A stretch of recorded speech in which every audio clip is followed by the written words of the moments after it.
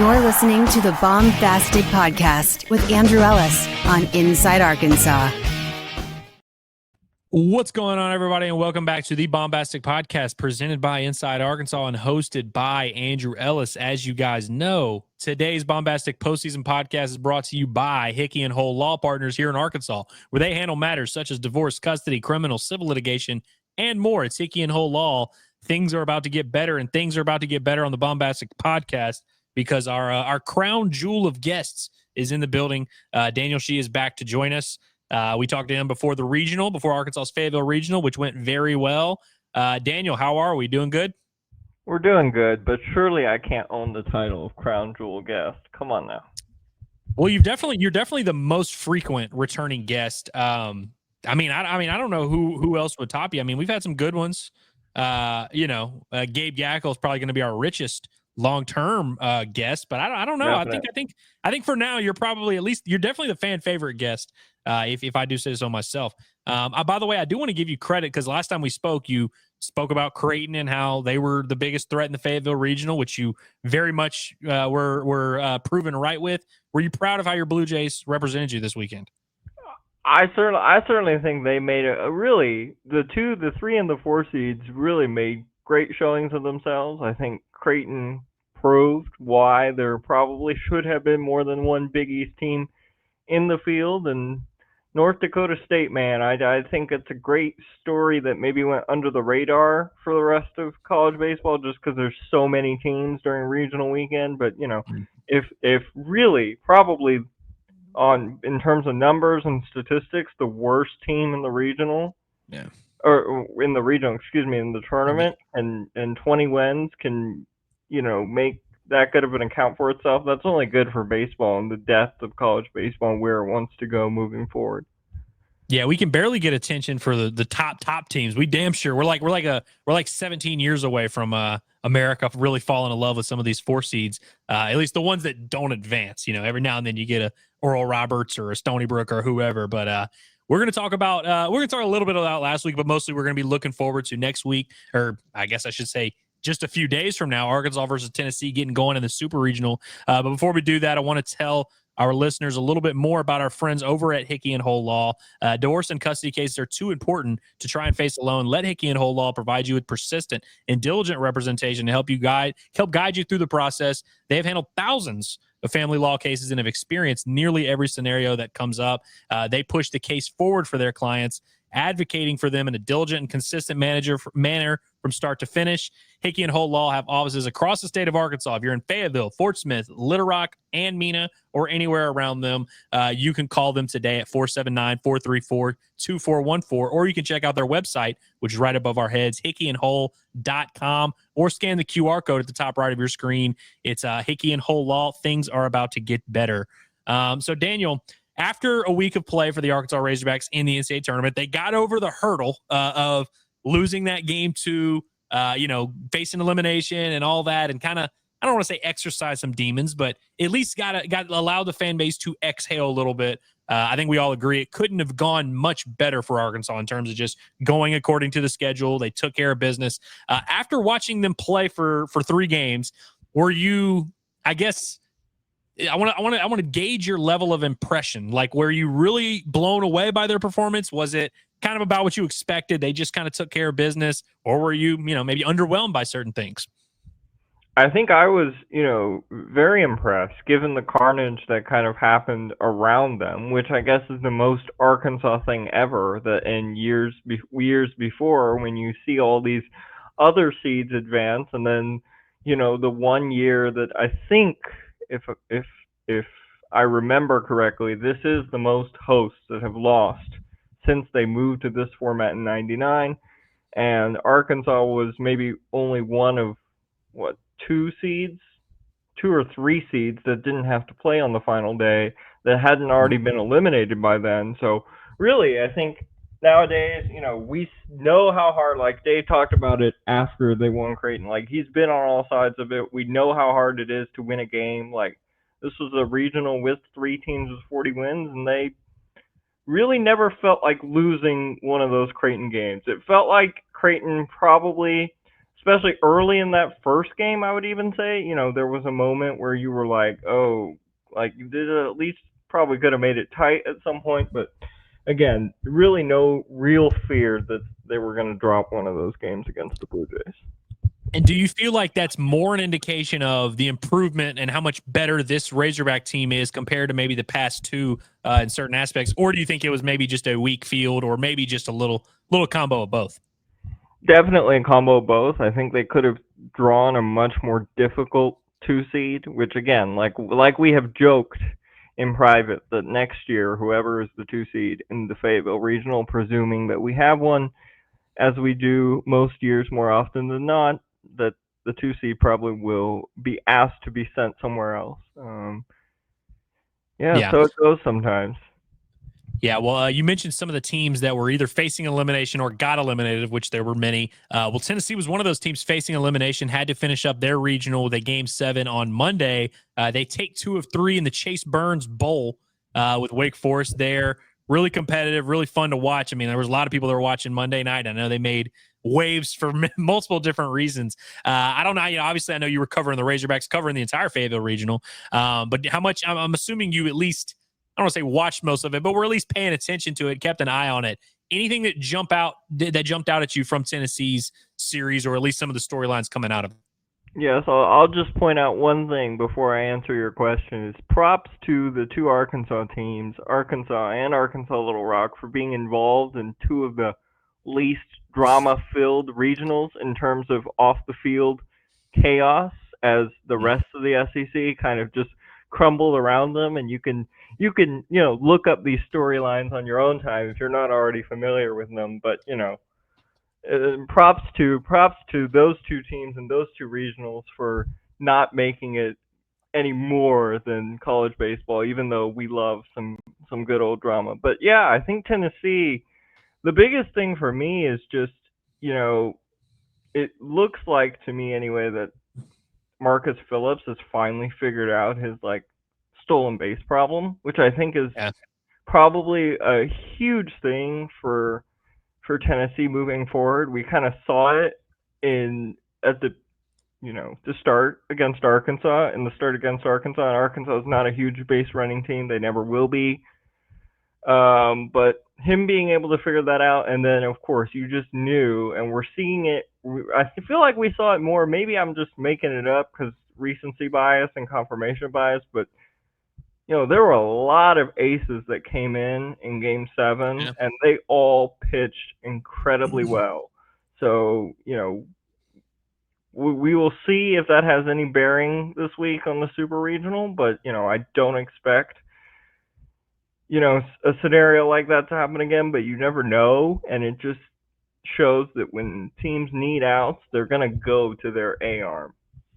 Yeah, I think that's definitely interesting, and of course, like you said, it's not like you want to make a living bringing your ace back in Game 3 or Game 4 or whatever it is you have to do. But it's this time of year, you don't really get to pick and choose and be like, is this really the most ideal situation? And so I want to talk about that for a second, because again, you look at Arkansas' side, pretty much every pitcher they put out there did their job. It kind of went according to plan. For DVH, it's not like he had to make a ton of stressful decisions. It was more like, which arms am I going to save? I guess you could say letting Gabe Gaggle throw 3 innings on Sunday would maybe be the closest to that. But really no drama there, and things went according to schedule for Arkansas. And you compare that to Tennessee, who brought a ton of guys back. That sophomore Lloyd threw a ton of pitches for them. They had, I think, 3 or 4 pitchers that made multiple appearances, including Liam Doyle, who threw over 100 pitches on Friday, and then threw 35 pitches on Monday out of the bullpen to close it out, and went very well for them. Do you feel like that's, because again, I think a lot of people look at that and say that's a huge advantage for Arkansas, that they didn't have to overexert their pitching staff. But I also wonder, in a close game, Christian Fouch hasn't thrown the ball in a couple of weeks. Will McIntyre hasn't thrown since he shut down this Tennessee team a few weeks ago. Do you feel like that's going to favor Arkansas, that they didn't have to use some of those arms? Or do you feel like Tennessee maybe found something, maybe not with Liam Doyle coming out of the bullpen, but found like a little bit of, hey, these are our 5 or 6 guys that we trust. These are who we're going to roll with. Do you think there's any confidence that comes from having to battle back into a regional like they did? I guess somewhat, but I also think that like the storyline that like because Arkansas didn't have to overexert their pitching is the reason why they're going to have an advantage. I think is a bit, I guess, mistaken because I mean if you're willing to bring back Liam Doyle on what would have been 1, 2, 3 days of rest basically. Yeah, 2 days of rest, I guess, and then Right. and then a day of whatever. Right, then a whole week from Monday to Saturday, or even if he starts on Sunday, they may move him to Sunday because of some of the things that happened in that last game with the catcher getting tossed. We'll see, but then that's more than enough time. At this point in the season, the more traditional thinking of, hey, you know, what's going to happen if he starts on Thursday? That's always a storyline during the regular season when you move from a Friday Sunday series to a Thursday Saturday series. You're on 1 day fewer rest, but nowadays at this point in the year, I think that that's almost out the window. If you're willing to bring somebody back on 3 days rest, basically more or less a full week's of rest is more or less. Yeah, it is gonna be interesting to see how they playing. handle it. What's interesting is I believe that Marcus Phillips, obviously we saw this play out with Arkansas, where the week before Tennessee was moving Liam Doyle around, brought him back on short rest, and then thought, hey, let's maybe move him back a day because we don't want to overexert him. And Marcus Phillips starts game one in Fayetteville.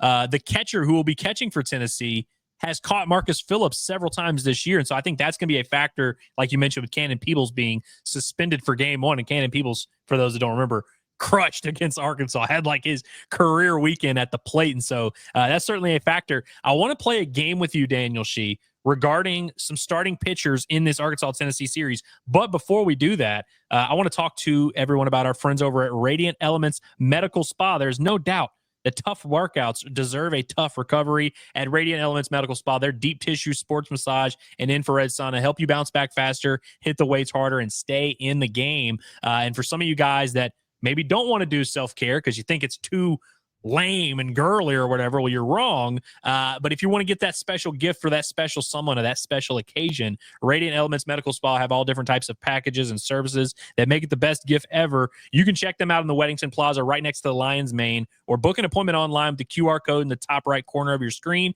to get 15% off your first service. It's Radiant Elements Medical Spa, self-care for everyone. Daniel, when's the last time you got a massage? A professional one, I should say. Never gotten a professional. I had never gotten one until I guess it would have been about 8 days ago when I went to Radiant Elements Medical Spa, and I was kind of blown away. It was about an hour. It was legit. I remember them telling me that people fall asleep during it, and I was like, dude, there's no way. I can barely sleep in my own bed. I know you're a little bit of a night owl as well. I'm that guy that's always up at 2 a.m. Even if I have the best circumstances, I'm like, there's no way I'm about to fall asleep on a massage table.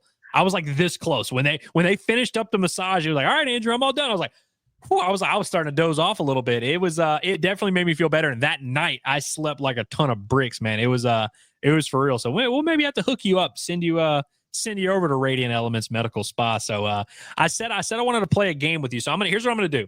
I'm gonna read you each of the starting or the lines of what each pitcher in this series did in Fayetteville just a few weeks ago, and I want you to tell me, will they put together a performance that is similar to this number, way better, or way worse? It's just a very simple, straightforward. I'm going to start with Zach Root, Arkansas's presumed game one starter. Against Tennessee a few weeks ago, goes 3 2/3, allows 7 hits, 4 runs, all of which were earned, 2 walks, 4 strikeouts. Will he be much better than that, much worse than that, or probably about similar to that? I think you think you know my answer, but I think I might throw a bit of a curveball at you to start. I think he'll be about the same.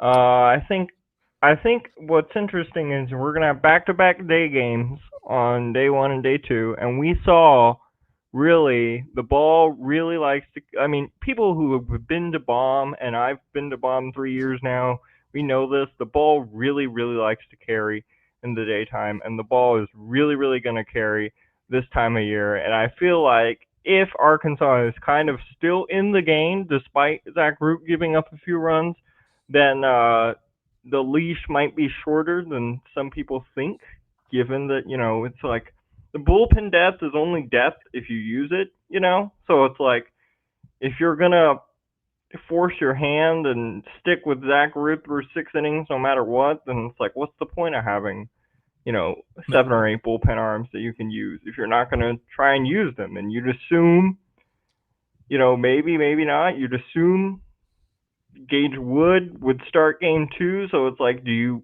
hold Jimenez for game 3? Like, how much do you play for a potential game 3 that may or may not exist? So I would say probably maybe slightly better, but similar line. Yeah, I definitely think, like, you mentioned the leash and you said he went 3 2/3. I would expect maybe a little bit more length. Like, I could see him having a similar outing, maybe 4 2/3 or maybe 5 1/3 or something along those lines. Maybe similar in like the 3, 4, 5 run range. And we've seen a lot of his outings have kind of fell in that regard. You mentioned how the ball carries at Baum. It definitely does, especially when it's warm. Now we'll see what the weather looks like. Who the hell knows? I mean, it could be wind going all different directions, but you've got two offenses that combine for damn near 300 home runs. So it's like the ball's going to carry either way with some of these bats. I think I'm probably with you in that. Like, I don't think Root is going to replicate the 6 scoreless innings he put out against Creighton. I think it's probably going to end up being a little bit closer, although I think they can get a little more out of him. I do think that, that bullpen, like you say, it's only an advantage if you use it. I don't expect the leash to be super long. And ultimately, when it comes to how they plan, I mean, you have that potential game through the Aiden Jimenez. Of course, you want to have some arms available there, but I also think if you use guys game 1, a lot of those guys will probably be available game 3. Hell, maybe even including Zach Root himself. Now, moving on to Marcus Phillips, who you mentioned earlier. And yeah, it was that weekend in Fayetteville that he broke the record for pickoffs or whatever. Everybody was freaking out about that. Does seem like that's maybe been a turning point for him in terms of allowing base stealers against Arkansas. It was and he pitched against Zach Root. Kind of similar outing. I mean, 4 1/3, gets a couple more outs. Both allowed 7 hits. He gives up 3 runs, all earned, 3 walks, 3 strikeouts. Do you anticipate Marcus Phillips being a lot better, a lot worse, or about the same?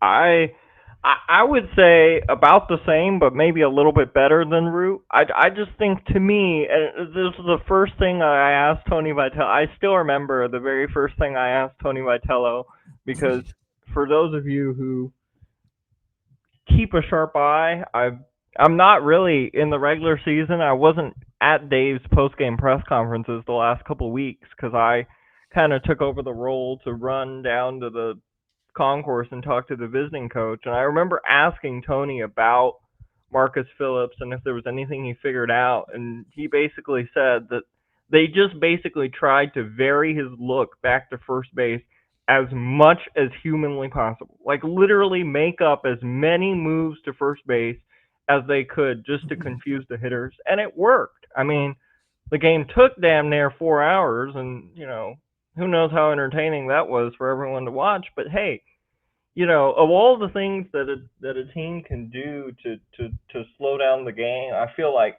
throwing over to first is not among the worst of them, which we may or may not get to for this show, but that might make this show too long. But yeah, I think he's finally figured it out, and it's just varying his look back to first base. And he should probably get a few more outs, and the offense is still good enough to get a few runs off of him, but maybe 5 innings, 3 runs.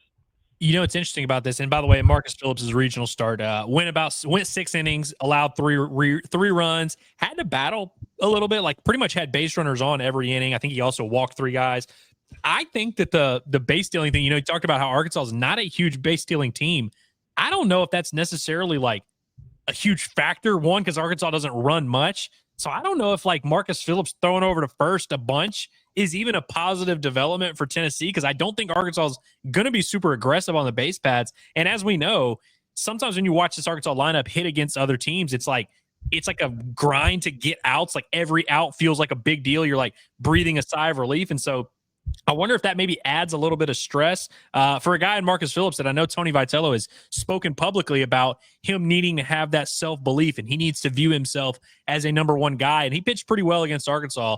I wonder what that matchup's going to look like. Arkansas bats having seen him already. Will he kind of set that tone, and will he be better? Will he rise to the occasion, or will Arkansas start to wear him down like they've done to a lot of starting pitchers. Like when Arkansas's at their best, they're wearing down starting pitchers. Moving on to game 2 where I guess it would have been did Gage Wood? I guess he did throw game 3, didn't he? So game 2, you had Aiden Jimenez, who goes 2 1/3, gives up 7 hits, 4 runs, did not walk anybody, did not strike anybody out, which was very different than his outing against North Dakota State the other day.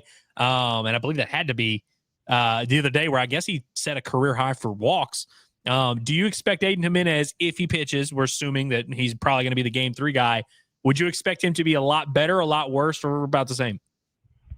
I think he's going to be, or we're talking about a lot better or worse from the Tennessee outing? Yes, from his 2 1/3, 7 hits, 4 runs outing. I mean, he's got to be better, right? Like if he's not better, then we have a real problem on our hands, especially considering the 2 potential roles that he could play, which is the starter in a decisive game in which your season is on the line, or out of the bullpen at some point within the first 2 games in which, you know, you'd assume there would be stress or base runners on, or in a tight game that's close that requires high leverage, you know. So now is a good time. And, you know, it's just, you know, I think Aiden Jimenez is great. I think that he has probably maybe the second best stuff of anybody on this team. That's a wild take right there, Daniel Shi. That is a wild take. I'm not going to let it slide. You're saying Gabe Gackle 1 and Aiden Jimenez 2 in terms of stuff on the team? Yeah, I'd say so. I mean, maybe Gage Wood. Who are the top 50 picks that are pitching this weekend for Arkansas? You don't think either of those guys have better stuff than Aiden Jimenez? Well, Gage Wood probably. I take that back now that I'm running Zach through Root, you don't think Zach Root's got good stuff? This is crazy, bro. To me, I think his stuff plays. Oh, that's a whole nother lecture for another day. But, okay, yeah, I'll keep in mind that you think Zach Root has weak ass stuff. Well, I didn't say that. The other day. Did you see that?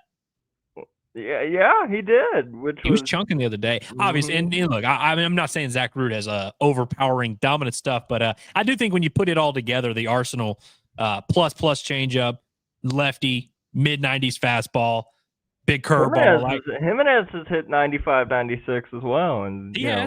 No, I mean Jimenez has good stuff. I mean, I think he's a legitimate draft prospect. I just thought that was an interesting take. Number 2 stuff on the team, eh?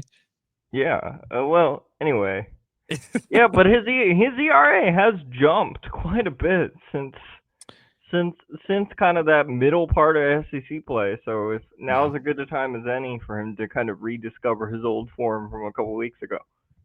Definitely, and another thing I do think is worth noting with Aiden Jimenez, Arkansas used him a lot and in a lot of high leverage situations, and of course, this is a guy coming off injury, and so they kind of built him up a little bit. Started to get to the point where they were using him. I think the Vanderbilt series was the first time they used him back-to-back days or back-to-back or twice in a weekend, and he pitched twice in that LSU series.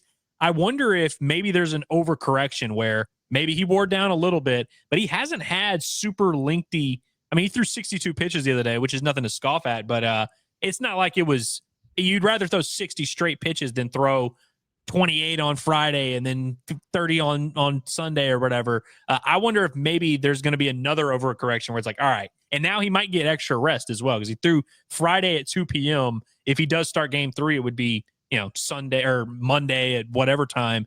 Maybe that's a good chance for him to refresh. Would you be stunned, though, if Landon Beidelshie started game 3? Yes. You would be stunned. Okay. Yeah. Do you think it's Jimenez or bust? Any other option there?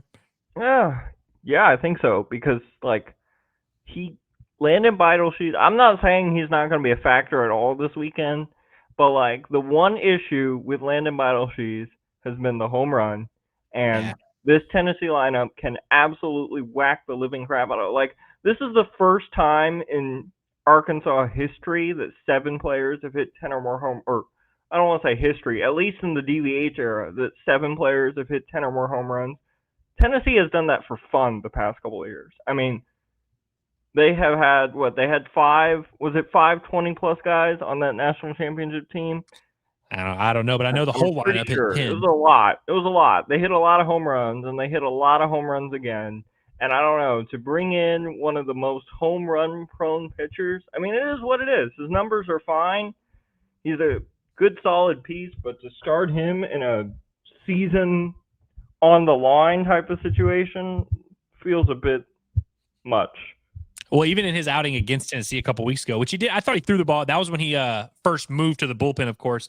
I thought he threw the ball pretty well, but the one thing he did was give up a 2-run home run, which kind of changed it. Will McIntyre, by the way, finished that game with a really, really good outing. There's always kind of that, I feel like that's kind of What if they start McIntyre? There's always, a few people throwing that out there. I'll be honest with you, I don't think it's going to happen. But I can't lie to you and say I'd be stunned if they didn't use him in games 1 and 2, if they were like, you know what, F it. And if they don't start him, it could be a situation. I mean, he threw whatever, 3 2/3 or whatever it was in his outing against Tennessee. I could see him doing something like that, especially with the way he threw. But moving on through our rundown of the pitchers and who's going to be better and worse and all that, I think this is a little bit of an easy one here. Liam Doyle, ever heard of him? He goes 4 2/3, 11 hits, 8 runs, only 6 of which were earned, 2 walks, 10 strikeouts. Are we going better, worse, or about the same for Liam Doyle? You think they beat him worse than that? Oh my God! If he has basically, so this will be his. Well, if they don't advance, right? If Tennessee doesn't advance, like if anybody on this team, obviously, if a team gets eliminated, it will be their final college outing. For all these people that are top tier draft prospects, which I know you talked about yesterday on your show. I wrote about the position players that were draft prospects. If Liam Doyle's two worst college outings are against Arkansas within a span of a month, I will be absolutely stunned. Okay, so we got the very bold take of Daniel Shi that that Liam Doyle will not give up 11 hits and 8 runs again to Arkansas. But I want to look at Gage Wood's outing real quick. His is a little bit of an interesting one. Now, of course, he was still kind of semi on a pitch count this time. And who knows? I think at this point, the training wheels are off. But against Tennessee, he goes 3 full innings, 7 hits, 2 runs, only walks 1 and strikes out 7. Now, you see the 7 hits, 2 runs, which kind of jumps out. I remember him having to battle through a little bit there. Are we expecting much better out of Mr. Wood or about the same? Yeah, I think much better. I think he is finally... wouldn't it have been nice to have this Gage Wood throughout the season and not have to mess with Vital Shees? I mean, maybe he doesn't have as much of a home run problem. I don't know how much of that effect is cumulative. You give up a few early in the season and then just kind of snowballs in on itself. I think he's finally there, and that's kind of the recipe that you actually need to make a run, is that somebody who really hasn't contributed kind of comes on at the end and does really well. And obviously he had that performance for the ages against Creighton in the regional. You mentioned someone that hasn't necessarily been a huge contributor that has to help you in the postseason. I think Cole Gibler kind of fits that criteria. Now, of course, he's had a really good outing against Tennessee, has had for about a month now, he's been borderline unhittable. He had a big outing against Tennessee. Will McIntyre, we talked about his outing. He had a huge one against Tennessee. Christian Fouch actually had a nice little 2-inning save against Tennessee as well. Gabe Gackel did not have a great game against Tennessee, gave up a couple home runs. There's a lot of usual suspects there in the Arkansas bullpen. Who do you think is going to have to be the guy that has to give that, albeit maybe unexpected, or maybe just someone like Gabe Gackel that should be good and is going to be good? Who do you think is going to have the most impactful bullpen performance from the Arkansas side? Probably Christian Fouch, just for 1 inning, right? If he can just come in a relatively, I'd assume it would hopefully be, ideally you would want it to be a clean inning, just because some of the issues that he's had with command and whatnot. But if you can imagine in a 1 or 2 run game in the 7th, where he just comes in, 10 to 15 pitches, gets 3 outs, and gets Arkansas back to hitting as quickly as possible in a close game, whether they're up or down, really. That's probably the most value you're going to get out of him this weekend.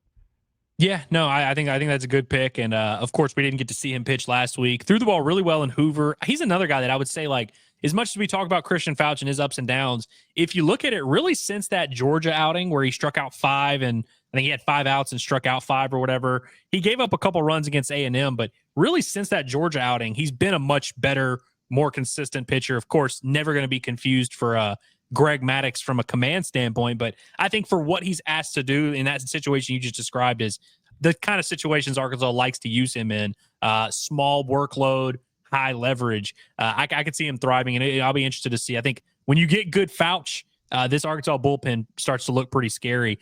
Before we'll let you get out of here, Daniel, I want to ask you about the antics and sort of the, pageantry that Tennessee likes to bring to the table. Of course, we know Wake Forest's head coach. We know his thoughts on that. But I want to ask you, last time we saw Tennessee, they were a little bit toned down. Like as chippy as both of these teams can be at time, it really wasn't that. I mean, it was intense because they were close games, really good teams, but it was a little bit of a toned down Tennessee team. Do you expect Tony V to let them loose this week and kind of have the whole daddy hat, pimping home runs and, barking at the dugout, all that? Liam Doyle, I mean, he was a madman the other day. Do you think it's going to be closer to that, or will we see another toned down version of that? I mean, this at the risk of sounding like Captain Obvious, I don't see how you can be toned down at this point in the season. I mean, I even expect Arkansas to maybe give it back a little bit. It's not in Dave's character to allow them to get to the point that, some of the things that some other teams across the country have, kind of openly done. But it's just like, there's a trip to Omaha on the line. And for a lot of these players, this is it. Like, they're going to the draft no matter what. It's like they have maxed out their draft potential. They're already top 50, top 60 draft prospects. So, this is it for them. And if they lose, they're off to A-ball next year, which is not as exciting. Yeah, you're going to stay in a Motel 6 next week in Aberdeen, Maryland, or something like that. Yeah. It's a different. The next baseball game you play will be a very different context. You're right, and I do think that's a big story for this weekend. I was like, how does Arkansas match that intensity? Of course, you don't have to be going crazy and putting on the daddy hat or whatever, but it's like I do think it's important for Arkansas to take this matchup personally in a way, which they did against Texas. Remember, against Texas, Arkansas was really barking and talking crazy. You don't need to do all that, but I do think it's important for Arkansas to kind of have that intensity about them. Well, Daniel, I appreciate you being on here. Actually, before I let you go, any other super regional matchups that maybe you're catching your eye or that you have any blistering hot takes on that you're looking forward to seeing this weekend? LSU, because if they win in 2, they'll be fine. But if they get into game 3, maybe they found it with Case and Evans. Maybe they'll just start Case and Evans in game 3 this week, and if there is one, and hope that he can replicate his performance against Little Rock. But I will say also, it's like one more thing on the antics thing, if you humor me for a second. Whoever wins this series, if they end up making a run in Omaha or winning a title, especially for Arkansas, nobody's going to think in